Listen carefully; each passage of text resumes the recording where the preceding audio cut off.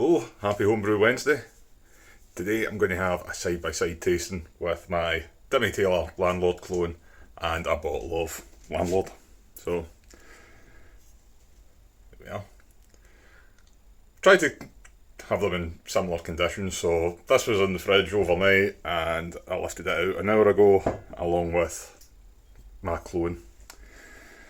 So, had a tasting video before and the Landlord clone. Nothing exciting in the recipe, it's Golden Promise, West Yorkshire real yeast, Fuggles are EKG. I'll put it in the description below, but I'll get pouring. So,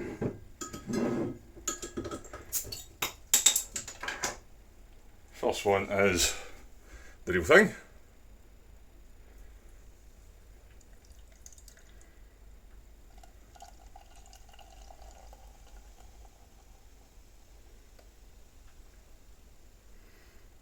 First thing I notice is that this smells a lot maltier than mine.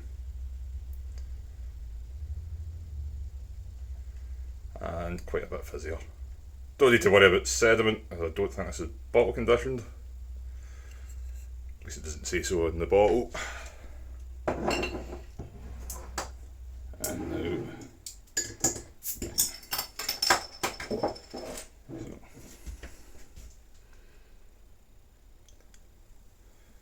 mine is a bit paler.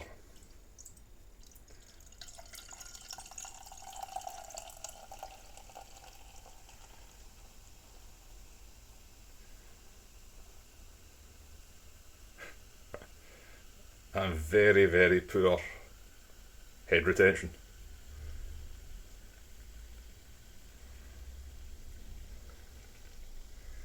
With an aggressive pour. Right. So, side by side,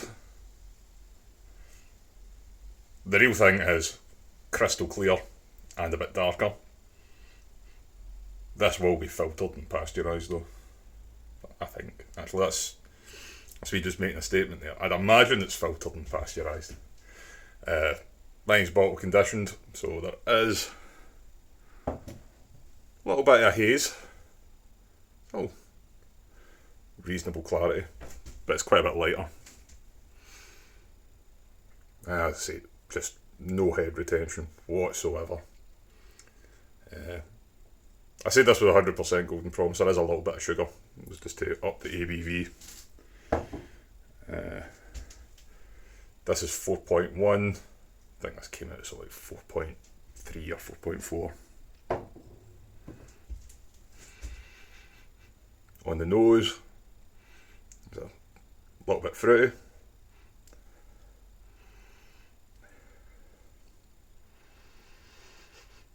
Whereas Landlord is just all malt. Like very little of fruit or floral or spice or anything like that, it's just all malt. Anyway. This was just an excuse for me to have 2 pints in the middle of the afternoon and a day off. Right, cheers.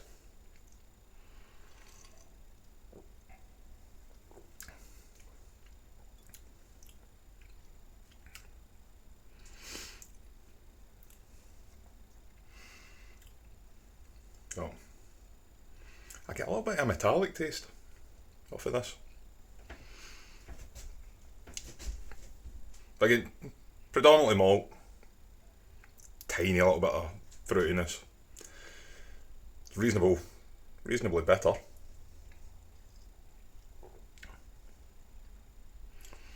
Yep. Right.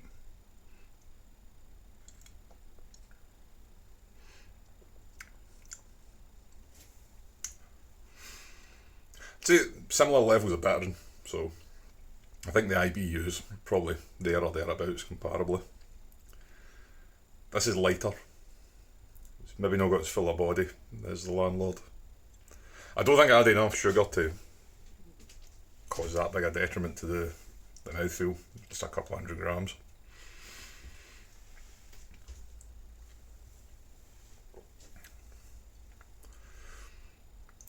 But this doesn't have the same maltiness.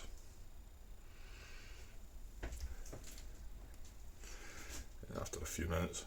So the Landlord is holding a small cap, whereas my clone's kind of turned into something that looks a bit more like cider.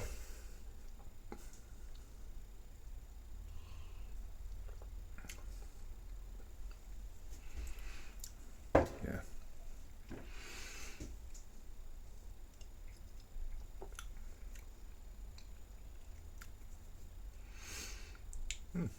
After going from mine to the Landlord, get a little bit of butterscotch, toffee. Not like it's not like a massive hit of diacetyl or anything like that, but it's got a slight caramelly butterscotch type taste.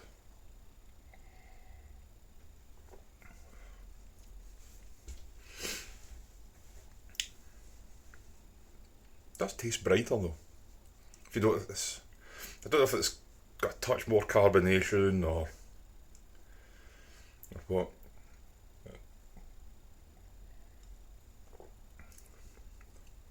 I don't notice a metallic taste now after a couple. It's just very faint in that first mouthful.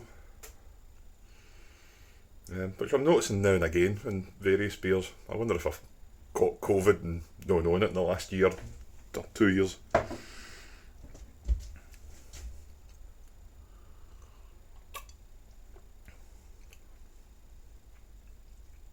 Yeah.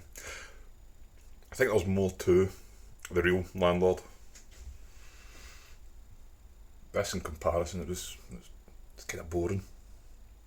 Not that there's tons going on with Landlord, but it's got some complexity. It's got,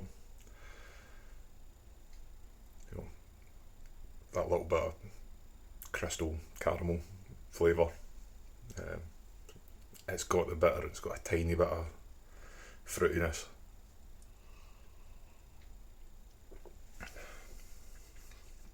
Yeah, my clone's it's pretty tasteless. And the recipe I was following, it was 100% Golden Promise. And I don't think that Real Landlord is 100%. I think it uses Golden Promise, but it's got something else in it for the colour. And possibly head retention. Yeah. I think if I do a Landlord again, I'll probably add in a bit of wheat or something just to build the body a little, better head retention.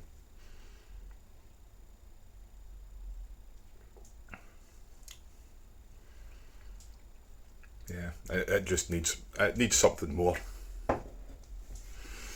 It's not a terrible beer. But if I was to pick one, I would pick the Real Landlord over mine. It's definitely not better. Things like the clarity. I'm bottle conditioning, so it's a little bit harder for me to get it crystal clear. Although I'm a little bit disappointed with this bottle. This seems to be the haziest I've had.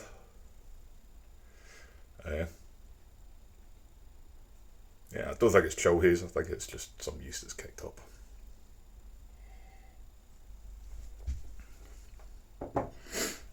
And Golden Promise, whole leaf.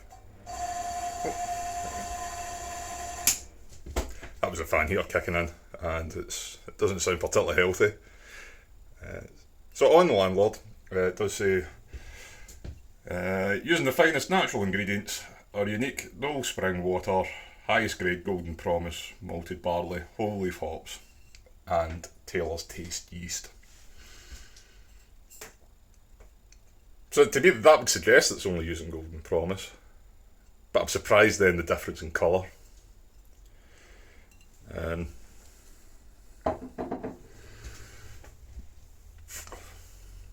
Can you get different types of Golden Promise? Can you get it as crystal malt or caramels or whatever? It's just definitely a good bit darker.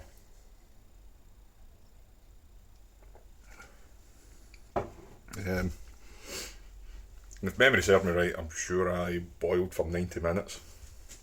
Tend to do that most of the time, which I would have hoped brought out a little bit darker colour.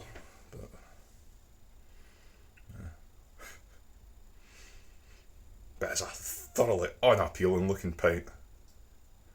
I'll be just nothing, no head whatsoever. Can I get any?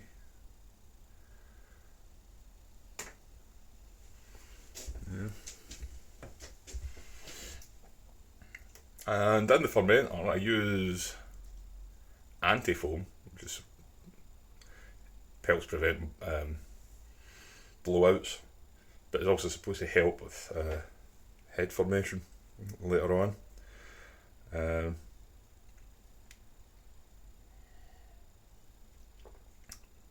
Yeah, the real thing's better. Just hands down better. My clone's drinkable, and it's an okay beer, but it's probably not as sessionable as the real thing. Real thing, I could drink quite a few of these. Probably get a little bit bored, but decent beer. Yeah, mine just quite a lot lacking. Head retention, body, needs a bit more, just a bit more going on with the flavour. But I'll have another go at some point. That was my first time using the West Yorkshire ale yeast. I'll use it again. I've got a few, maybe do a Tetley's bitter or something like that, one of the older historic recipes. Yeah, for now. Oh, hang on, actually. I did actually get round to brewing the other day. And I have a Hefeweizen on the go. There we go. Don't know if you can see in the ferment, it looks like the krausen is now dropped. Airlock is showing no signs of life. Took quite a few days to kick off. I used Wyeast yeast, so it's Wyeast 3068, something like that. And it was out of date, and I didn't do a starter. And I would say it took 2.5 days until it properly kicked off. Then good, strong, vigorous fermentation for 3 or 4 days after that. That's us now. 10 days in, I'll bottle it, possibly in Boxing Day. So that'll be the 2-week mark. Maybe leave it another couple of days. I'm in no great rush. Smells great. Smells like I'm going to have the banana bomb that's been missing the last few Hefeweizen brews. Possibly too much. It should definitely be a stressed out yeast with a long lag time and the huge underpitch.